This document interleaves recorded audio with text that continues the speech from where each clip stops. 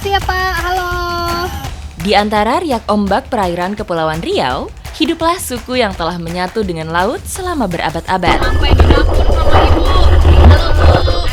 Suku anak laut, masyarakat nomaden yang menggantungkan hidup pada samudra. Bagi mereka, laut adalah rumah dan kehidupan.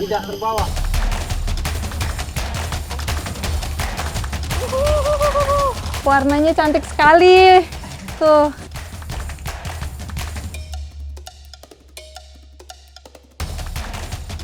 Tanyain. Enak ya? Makanya ini kuat, langsung kuat. Langsung menambah stamina ya? Disinilah petualangan saya dimulai. Menyusuri jejak kehidupan suku anak laut.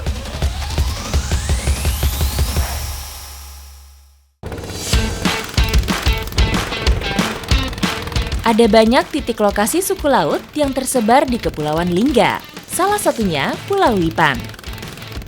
Suku laut atau sea nomads sering disebut juga orang laut, yang sudah mendiami Kepulauan Riau sejak zaman dulu kala.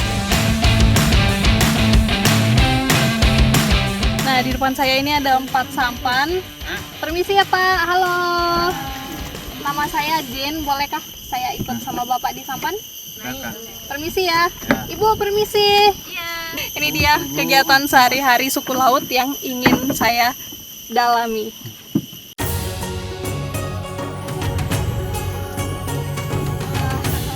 Dulu, sampan menjadi rumah utama suku laut.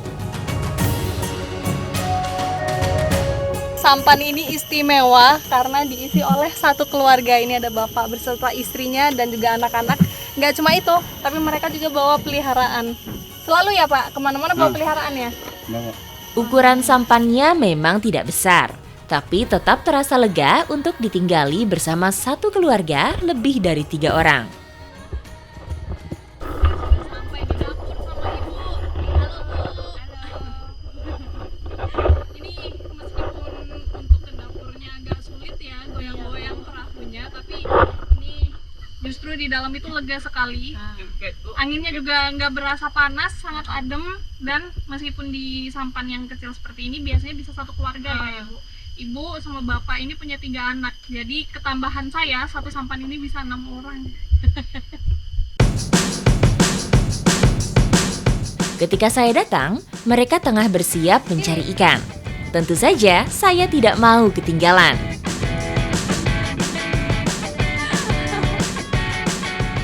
Jadi bagi suku laut, ada beberapa cara yang dilakukan untuk tetap bisa bertahan hidup. Mencari ikan pun ada juga beberapa caranya. Nah, salah satunya ngede dan juga pakai tombak. Cuman kalau pakai tombak harus di laut surut ya, Pak.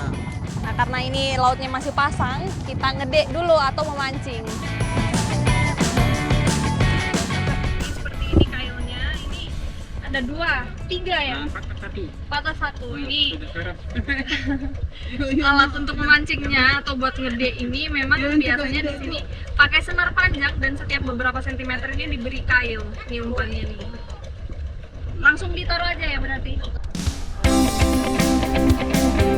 Saat musim ikan, ikan dengan mudah didapat. Tapi tidak jarang mereka harus menunggu dengan hasil yang tidak melimpah.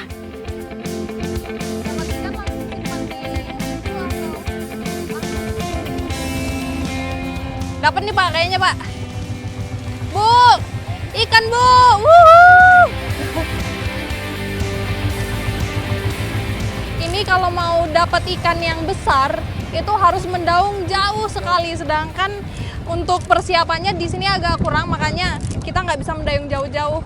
Apalagi arusnya kencang sekali hari ini. Saat memancing, semua anggota keluarga turut serta. Kali ini hasil ikan yang didapat beragam. Jadi bagi suku laut ini, semua kegiatan yang dilakukan di atas sampan itu nggak ada yang namanya harus perempuan atau laki-laki. Jadi untuk mendayung, perempuan harus bisa, laki-laki harus bisa, memancing juga, begitupun dengan memasak.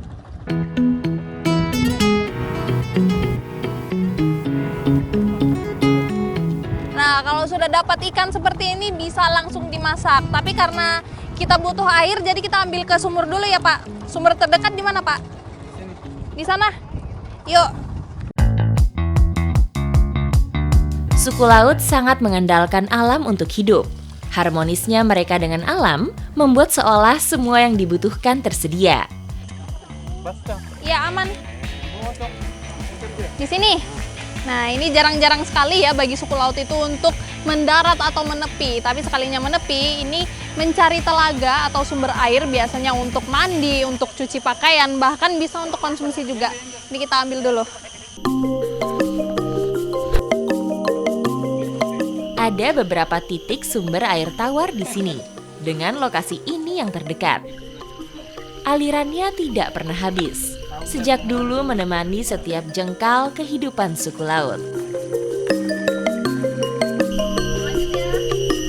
Air sudah didapat, saatnya saya kembali ke sampan. Bahan memasak dan air tawar sudah tersedia. Saatnya kami menyiapkan hidangan pengisi perut. Tentu saja di dalam sampan. Jadi ikan yang sudah dibersihkan seperti ini biasanya itu diolah menjadi dua olahan pilihannya, antara rebus atau dibakar, karena memang di sini dari zaman dulu sulit untuk mendapatkan minyak untuk menggoreng ikan. Di area yang tidak luas, sampan ini terbagi dalam beberapa bagian layaknya rumah. Ini dia ciri-ciri dari sampan milik suku laut. Jadi bentuknya itu memanjang ke belakang dan di bagian belakangnya itu selalu ada dapur. Dapurnya sederhana dengan kompor tradisional kayu bakar. Untuk mereka, memilih lokasi untuk memasak itu juga sangat penting. Biasanya memilih di laut yang tidak terlalu berarus, kemudian anginnya juga tidak terlalu kencang. Jadi asap nggak mengganggu sampai ke depan. Ini kalau posisi lagi panas begini juga masaknya itu dari bawah kajang. Jadi mereka aman, nggak sampai kepanasan. Hujan pun juga ini berlindungnya itu di bawahnya kajang. Ikan hasil pancingan tadi dimasak pindang minim bumbu. Ditemani sagu sebagai sumber karbohidrat. Bagi mereka, makanan ini terasa sempurna dan tentunya mengenyangkan. Ini sudah jadi olahan simple ala suku laut. Ini ada pindong ikan dan juga sagu. Ini adalah makanan sehari-hari mereka. Dan uniknya meskipun tanpa sayur tapi mereka bisa bertahan sampai sekarang. Silakan Pak. Saya mau nyoba sagunya dulu.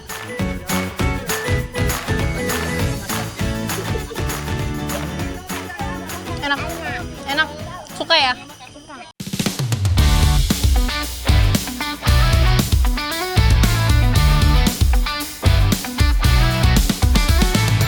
Petualangan saya lanjutkan, bergeser ke Pulau Sarang, Kecamatan Belakang Padang. Di saat ikan mulai sulit dicari, warga dari Pulau Sarang ini punya alternatif unik untuk protein, yaitu gonggong. Dan saya diajakin sama ibu-ibu setempat untuk mencari gonggong tidak jauh dari Pulau Sarang. Gonggong merupakan siput laut yang hidup di laut tropis dengan dasar lumpur berpasir atau lamun.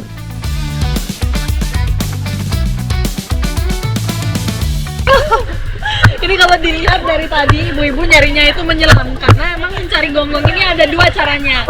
Kalau yang satunya itu menunggu laut surut, tapi di musim hujan seperti ini laut surutnya itu malam. Jadi kalau malam nggak kelihatan, semakin sulit carinya.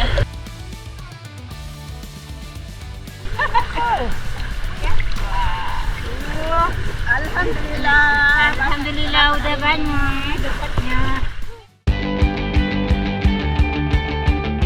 Sebelum diolah, gonggong dibersihkan dulu agar tidak ada pasir yang tertinggal. Ini kita udah ngumpul, jadi saya sama ibu-ibu diajak buat bikin gonggong tumis kicap. Nah, karena gonggong ini ambilnya di pasir-pasir, jadi dia harus dibersihkan dulu dengan cara disikat. Selanjutnya, gonggong direbus selama 30 menit untuk mempermudah mengeluarkan dagingnya. Jadi ini untuk rebus gonggongnya itu harus dicampur dengan air asin. Kenapa? Biar kalau dia matang nanti isiannya itu keluar, jadi kita mengambilnya itu lebih mudah, nggak perlu dihancurin lagi. Bagi masyarakat Kepulauan Riau, siput gonggong bukan sekadar sensasi kuliner, namun juga menjadi bagian identitas budaya dan kekayaan laut.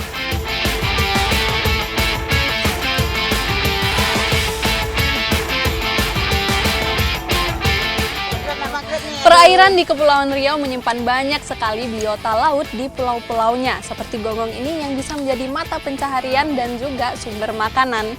Dan hari ini kalau bukan karena gonggong tumis kicap ini, saya mungkin nggak akan ketemu sama ibu-ibu hebat dari Pulau Sarang ini.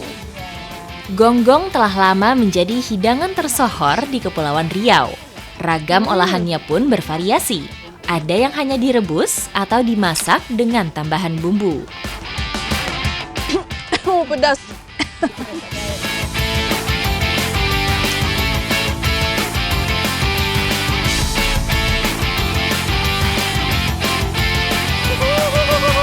Warnanya cantik sekali. Tuh.